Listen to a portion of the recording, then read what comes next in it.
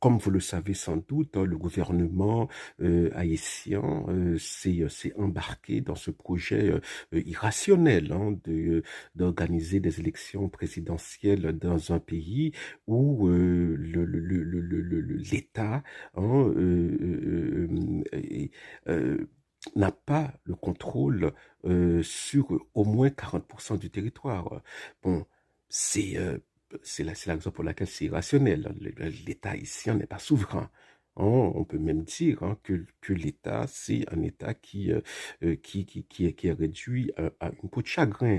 Preuve irréfutable, le 17 octobre, les les mecs ne pouvaient pas se rendre à Pont-Rouge pour commémorer la mort du fondateur de la nation. Bon, voilà, passons.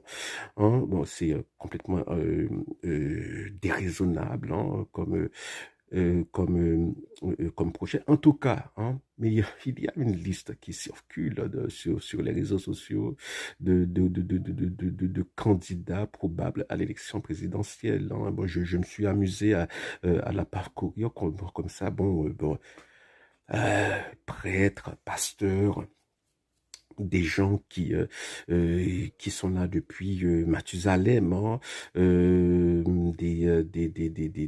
des candidatures farfelues, des illustres et connus.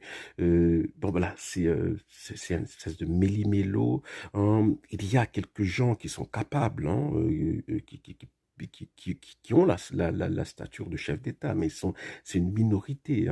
C'est, mais ce que l'on constate, c'est qu'il y a des politiques qui sont, dont voilà, des politiques qui ont échoué, des hommes politiques qui ont échoué et quand même ils veulent reprendre le pouvoir.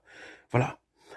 Donc c'est pas c'est une classe politique, c'est une manière de faire de la politique qui a échoué. C'est là et le résultat aujourd'hui, c'est l'enfer dans lequel vivent la plupart des Haïtiens, l'immense majorité des Haïtiens. Et ces jeunes-là veulent retourner, voilà, ils veulent être présidents. La politique, c'est pire que l'addiction au crack, voilà.